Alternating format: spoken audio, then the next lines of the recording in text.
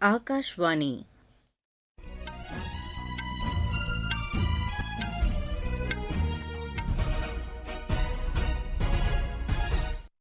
செய்திகள் வாசிப்பவர் ஜமீர் அக்தர். தலைப்புச் செய்திகள். மேற்கு வங்கத்தில் முதற்கட்டமாக நடைபெற்ற தேர்தலில் 92.56% வாக்குகள் பதிவாகியுள்ளதாக தேர்தல் ஆணையம் தெரிவித்துள்ளது. பசுமை எரிசக்தி பயன்பாட்டை அதிகரிப்பதற்கான நடவடிக்கைகளுக்கு உயர் முன்னுரிமை அளிக்கப்பட்டு வருவதாக மத்திய இணையமைச்சர் திரு ஜிதேந்தர் சிங் தெரிவித்துள்ளார். பீகார் சட்டப்பேரவையின் சிறப்பு கூட்டம் இன்று நடைபெறுகிறது. தில்லி, பீகார், சத்தீஸ்கர், ஹரியானா, சண்டிகர், மத்திய பிரதேசம், பஞ்சாப் உள்ளிட்ட பல்வேறு பகுதிகளில் இன்று வெப்ப அலை வீசக்கூடும் என்று வானிலை ஆய்வு மையம் தெரிவித்துள்ளது. உலகக்கோப்பை ஜூனியர் துப்பாக்கிச் சுடும் போட்டியில் இந்தியா ஒரு தங்கம், ஒரு வெண்கலப் பதக்கத்தை வென்றது. இனி விரிவான செய்திகள். மேற்கு வங்கத்தில் முதல் கட்டமாக நடைபெற்ற தேர்தலில் 92.56% வாக்குகள் பதிவாகியுள்ளதாக தேர்தல் ஆணையம் தெரிவித்துள்ளது. முதற்கட்டமாக 152 தொகுதிகளுக்கு நேற்று நடைபெற்ற வாக்குப்பதிவு ஒரு சில சம்பவங்களைத் தவிர அமைதியாக நடைபெற்றதாக எமது செய்தியாளர் தெரிவிக்கிறார். ஜனநாயக திருவிழாவான இத்தேர்தலில் பெருவாரியான மக்கள் உற்சாகத்துடன் வாக்களித்து வந்ததாக அவர் மேலும் கூறுகிறார். இதனிடையே வாக்குப்பதிவு நிறைவடைந்த பிறகு கண்காணிப்பு கேமராக்கள் மற்றும் வீடியோ பதிவுகளை முறையாக கையாள்வது குறித்து வழிகாட்டுதல் நெறிமுறைகளை தேர்தல் ஆணையம் வெளியிட்டுள்ளது. இந்த புதிய வழிகாட்டுதலின்படி வாக்குச்சாவடி மையங்களில் வாக்குப்பதிவை முழுமையாக பதிவு செய்துள்ள உபகரணங்களை உடனடியாக கேமராவில் இருந்து அகற்றக்கூடாது என்றும், கண்காணிப்பு கேமராக்களை அகற்றுவதற்கு முன்னர் உரிய தேர்தல் அதிகாரியிடம் முறையான அனுமதி பெற வேண்டும் என்றும் தெரிவிக்கப்பட்டுள்ளது. இந்நிலையில் தமிழக சட்டப்பேரவைத் தேர்தலில் 85% வாக்குகள் பதிவாகியுள்ளதாக தேர்தல் ஆணையம் தெரிவித்துள்ளது. தமிழக சட்டப்பேரவைக்கு ஒரே கட்டமாக நடைபெற்ற தேர்தலில் முன்னெப்போதும் இல்லாத அளவுக்கு வாக்குகள் பதிவாகியுள்ளன. மின்னணு வாக்குப்பதிவு இயந்திரம் மற்றும் விவிபேட் கருவிக்கு வேட்பாளர்களின் முகவர்கள் முன்னிலையில் சீல் வைக்கப்பட்டு வாக்கு எண்ணும் மையங்களுக்கு பாதுகாப்பாக அனுப்பி வைக்கப்பட்டது. வாக்கு எண்ணிக்கை நடைபெறும் மையங்களில் சிசிடிவி கேமராக்கள் உள்ளிட்ட பல அடுக்கு பாதுகாப்பு போடப்பட்டுள்ளது. இந்நிலையில் நாடு சுதந்திரம் அடைந்த பிறகு இதுவரை இல்லாத அளவுக்கு தமிழகம் மற்றும் மேற்கு வங்கத்தில் வாக்குப்பதிவு சதவீதம் அதிகரித்துள்ளது பாராட்டத்தக்கது என்று தலைமை தேர்தல் ஆணையர் திரு கியானேஷ்குமார் தெரிவித்துள்ளார். தமிழ்நாடு, அசாம், கேரளம், மேற்கு வங்கம் மற்றும் புதுச்சேரி யூனியன் பிரதேசத்தில் பதிவான வாக்குகள் மே 4ஆம் தேதி எண்ணப்பட்டு முடிவுகள் அறிவிக்கப்படும்.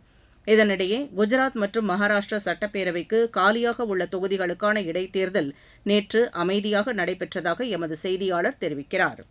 வளர்ச்சியடைந்த இந்தியாவிற்கான இலக்குகளை விரைவாக எட்டுவதற்கு உதவிடும் வகையில் ரசாயனங்கள் மற்றும் மருந்துகள் உற்பத்திக்கான குறுகிய மற்றும் நீண்டகால நடவடிக்கைகளில் கவனம் செலுத்தப்பட வேண்டியதன் அவசியம் குறித்து அத்துறைக்கான மத்திய அமைச்சர் திரு ஜே.பி. நட்டா வலியுறுத்தியுள்ளார். புதுதில்லியில் நேற்று நடைபெற்ற தொழில்துறை தலைவர்களுடனான கூட்டத்தில் பேசிய அவர் இதற்கான உத்திசார் நடைமுறைகள் வகுக்கப்பட வேண்டும் என்று கேட்டுக் கொண்டார். உலக அளவிலான விநியோக கட்டமைப்பில் இந்தியாவின் நிலையை வலுப்படுத்துவதற்கான நடவடிக்கைகளை அப்போது அவர் சுட்டிக்காட்டினார். முறையற்ற வர்த்தக நடைமுறைகளுக்கு உரிய தீர்வு காணப்பட வேண்டும் என்று திரு நட்டா தெரிவித்தார். இது தொடர்பாக அந்த அமைச்சகம் வெளியிட்டுள்ள அறிக்கையில், மேற்காசியாவில் நிலவி வரும் பதற்றமான சூழலில் ரசாயனங்கள் மற்றும் உரங்களின் தடையற்ற விநியோகத்தை உறுதி செய்வதற்கான மாற்று வழிவகைகளை உருவாக்க வேண்டும் என்று குறிப்பிடப்பட்டுள்ளது. பசுமை எரிசக்தி பயன்பாட்டை அதிகரிப்பதற்கான நடவடிக்கைகளுக்கு உயர் முன்னுரிமை அளிக்கப்பட்டு வருவதாக மத்திய இணையமைச்சர் திரு ஜிதேந்தர் சிங் தெரிவித்துள்ளார். புதுதில்லியில் நடைபெற்ற நீடித்த சுற்றுச்சூழல் குறித்த தேசிய மாநாட்டின் நிறைவு நாள் நிகழ்ச்சியில் கலந்து கொண்டு உரையாற்றிய அவர் 19,000 கோடி ரூபாய் செலவில் தேசிய பசுமை ஹைட்ரஜன் இயக்கம் செயல்படுத்தப்பட்டு வருவதாக கூறினார். எஃகு, சிமெண்ட் போன்ற முக்கியத்துவம் வாய்ந்த தொழிற்சாலைகளில் கார்பன் பயன்பாட்டை குறைப்பதற்கான முன்முயற்சிகள் மேற்கொள்ளப்பட்டு வருவதாக அவர் கூறினார். பசுமை எரிசக்தி பயன்பாட்டை ஊக்குவிப்பதன் மூலம் புதிய வேலைவாய்ப்புகள் உருவாவதுடன் சுற்றுச்சூழலை மேம்படுத்துவதற்கும் உதவிடும் என்று திரு ஜிதேந்திர சிங் கூறினார். நாடு முழுவதிலும் உள்ள துப்புரவு பணியாளர்களின் கண்ணியம், பாதுகாப்பு மற்றும் நீடித்த வாழ்வாதார மேம்பாட்டை உறுதி செய்யும் வகையில் எந்திரங்களை கொண்டு துப்புரவு பணிகளை மேற்கொள்வதற்கான தேசிய செயல் திட்டத்தை மத்திய அரசு வெளியிட்டுள்ளது. நாட்டில் மொத்தம் 90,000 துப்புரவு பணியாளர்கள் இருப்பதாகவும் அவர்களில் 87,037 பேருக்கு கவச உடைகள் வழங்கப்பட்டுள்ளதாகவும் 76,000க்கும் அதிகமான பல்வேறு சுகாதார காப்பீட்டு திட்டங்களில் சேர்க்கப்பட்டுள்ளதாகவும் மத்திய சமூக நீதி மற்றும் அதிகாரமளித்தல் அமைச்சகம் தெரிவித்துள்ளது. மேலும் பாதுகாப்பு கட்டமைப்பு வசதிகளை வலுப்படுத்தும் வகையில் பெரிய மாவட்டங்கள் மற்றும் மாநகராட்சிகளில் உள்ள 753 அவசரகால மீட்பு குழுக்களுக்கு பாதுகாப்பு உபகரணங்கள் வழங்கப்பட்டுள்ளதாகவும் அந்த அமைச்சகம் தெரிவித்துள்ளது. துப்புரவு பணியாளர்களின் வாழ்வாதார மேம்பாட்டிற்காக மத்திய அரசின் உறுதியான நடவடிக்கைகளை இது எடுத்துக்காட்டுவதாக உள்ளது என்று மத்திய சமூக நீதி மற்றும் அதிகாரமளித்தல் அமைச்சர் திரு வீரேந்திரகுமார் தெரிவித்துள்ளார். மேற்காசியாவில் நிலவும் பதற்றமான சூழல் காரணமாக ஈரானில் உள்ள அனைத்து இந்தியர்களும் உடனடியாக வெளியேற வேண்டும் என்று அந்நாட்டிற்கான இந்திய தூதரகம் அறிவுறுத்தியுள்ளது. இது தொடர்பாக வெளியிட்டுள்ள அறிக்கையில் அந்நாட்டில் வசிக்கும் இந்தியர்கள் டெஹ்ரானில் உள்ள இந்திய தூதரகத்துடன் தொடர்பு கொள்ள வேண்டும் என்று கேட்டுக் கொள்ளப்பட்டுள்ளது.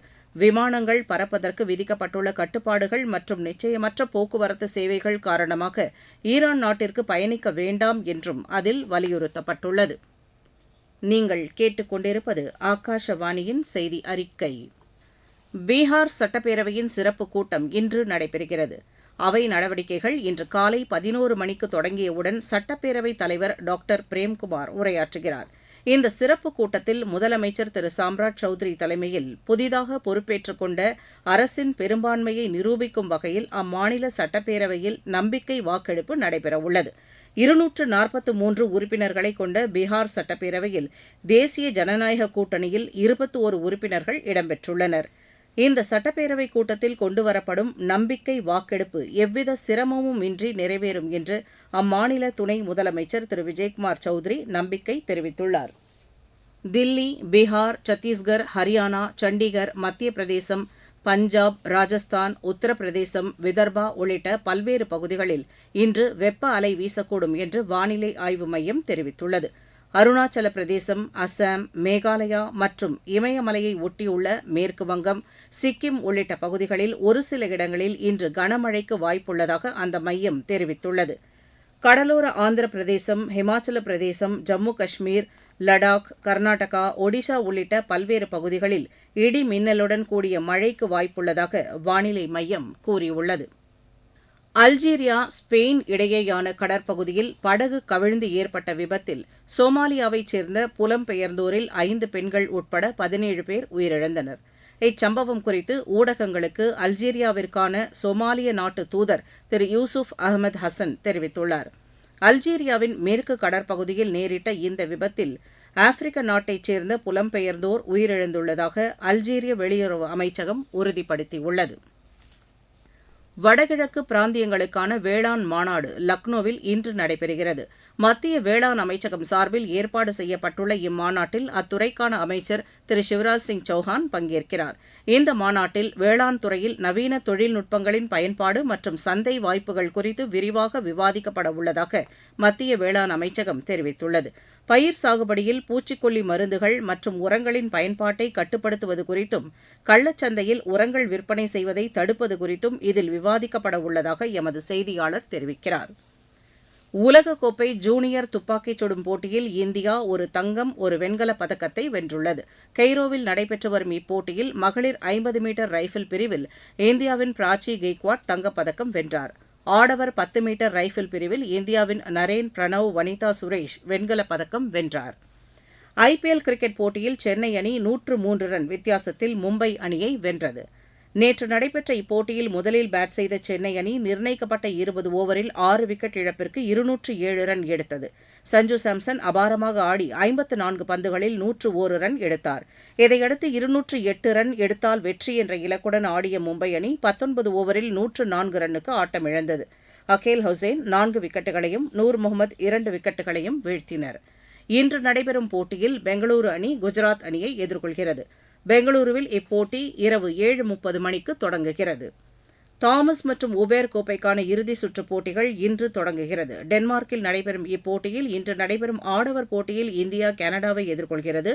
மகளிர் போட்டியில் இந்தியா டென்மார்க்கை எதிர்கொள்கிறது. மீண்டும் தலைப்புச் செய்திகள். மேற்கு வங்கத்தில் முதற்கட்டமாக நடைபெற்ற தேர்தலில் 92.56% வாக்குகள் பதிவாகியுள்ளதாக தேர்தல் ஆணையம் தெரிவித்துள்ளது. பசுமை எரிசக்தி பயன்பாட்டை அதிகரிப்பதற்கான நடவடிக்கைகளுக்கு உயர் முன்னுரிமை அளிக்கப்பட்டு வருவதாக மத்திய இணையமைச்சர் திரு ஜிதேந்திர சிங் தெரிவித்துள்ளார். பீகார் சட்டப்பேரவையின் சிறப்பு கூட்டம் இன்று நடைபெறுகிறது. தில்லி, பீகார், சத்தீஸ்கர், ஹரியானா, சண்டிகர், மத்திய பிரதேசம், பஞ்சாப் உள்ளிட்ட பல்வேறு பகுதிகளில் இன்று வெப்ப அலை வீசக்கூடும் என்று வானிலை ஆய்வு மையம் தெரிவித்துள்ளது. உலகக்கோப்பை ஜூனியர் துப்பாக்கிச் சுடும் போட்டியில் இந்தியா ஒரு தங்கம், ஒரு வெண்கலப் பதக்கத்தை வென்றது. செய்தி அறிக்கை நிறைவு பெற்றது.